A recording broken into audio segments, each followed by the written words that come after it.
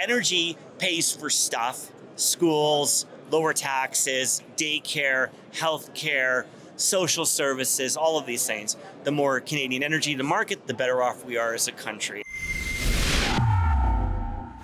Sydney Fizzard for Rebel News here at the Global Energy Show in downtown Calgary. Now, I just spoke with Robbie Picard of Picard Media. You might have heard of his branding. He is a proud, strong, and resilient fighter for Alberta's oil industry, and his branding, Oil Sands Strong. You'll see that kind of merchandise across Canada now, and this is my interview with him here at the Global Energy Show. I'm Robbie Picard, owner of Oil Sands Strong and Oil and Gas World magazine, and I've been a friend of the Rebel for many years, since before Rebel existed. And why was it important for you to show up at the Global Energy Show? Well, we're in a very interesting time, and I think it's very important. We're talking about interprovincial trade barriers. We're talking about selling oil and gas. We're talking about building capacity and all this type of stuff. And one of the things that, even standing around here, I wish I had a bigger presence. Like I should have had my own booth or whatever, because I just met the Environment Minister for Ontario. And if Alberta wants to get our message and we want to get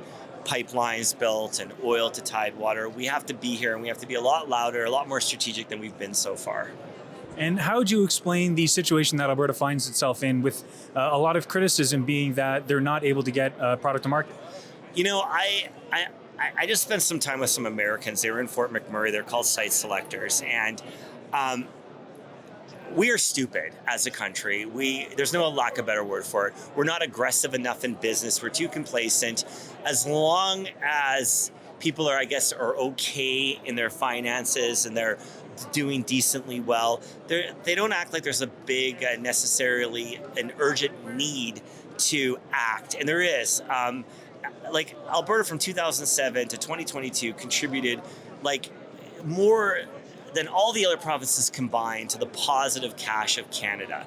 And the only way to make that more, the only way to get us out of this financial disaster we're about to be in, is to get pipelines to market, pipelines to Tidewater, and to build a country. And I'm not convinced we're going to do that. I was for a moment. I actually thought Carney, I had some positive thoughts about Carney, and I thought, okay, he's going to do something. But I don't see that push like the Americans. Like the Americans we met, they're like, let's get to business, let's get to work, let's do this. Pretty sad with the Premier of British Columbia.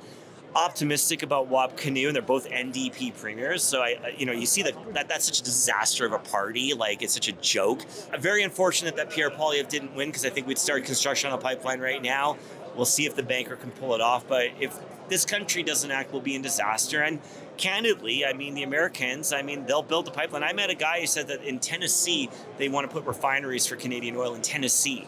There's and also potential for other.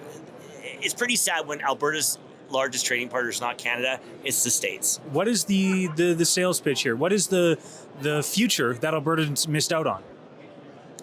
I think this is the message to Canada. If Canada stays a country, and right now I would argue that it's 50-50 if you look 10 years from now where we're going to be. Accept our pipelines, and then we can continue this arrangement as it is. But if you look at Norway and their sovereign wealth fund and all the money you can make arguments that the oil companies are owned nationally, internationally, or whatever. Bottom line is all of Alberta's extra money leaves Alberta. Quebec in that list from the Fraser Institute in that list was negative $300 billion on Canada. So there's a big imbalance. There's a big imbalance of wealth and trade and all of those things. So I think we really need to seriously, deeply look into that. And just on the terms of the individual Canadian, right? How would their life become better if these projects were initiated? You might be able to save your government, and you might be able to stabilize the tax base, because right now the world, including the States, when you look at what Elon Musk just pointed out about the interest payments on their debt, Canada, we're not that far behind if you go per capita. I don't typically like to go per capita in arguments, but we're not that far behind. So energy pays for stuff, schools, lower taxes, daycare, healthcare, social services, all of these things. The more Canadian energy to market, the better off we are as a country.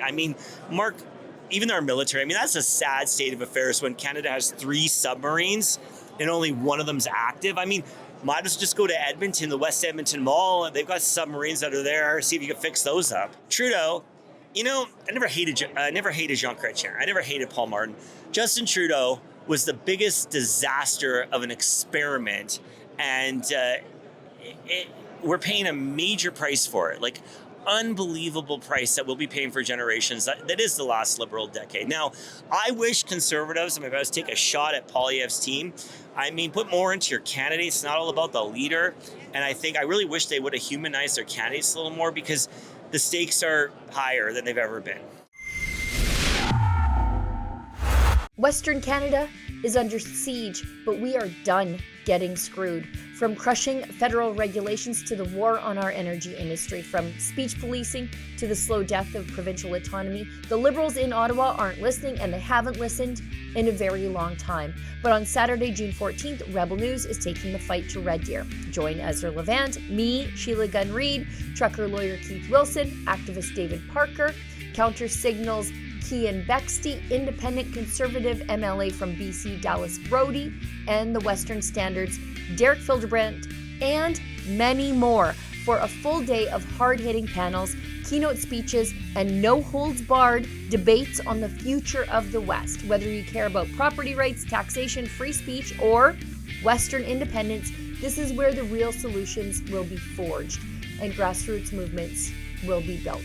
Tickets include breakfast, lunch, and access to every session. VIPs get front row seats and an exclusive dinner with your favorite Rebel News insiders, including me. It's at the Red Deer Curling Center, June 14th. Doors open at 8 a.m. Don't miss your chance to meet the people who are done waiting for change and who are ready for something different, whatever that might look like. Get your tickets now at donegetingscrewed.com before they sell out. The West has had enough, and it's time to stand up and be heard. Again, that's donegetingscrewed.com.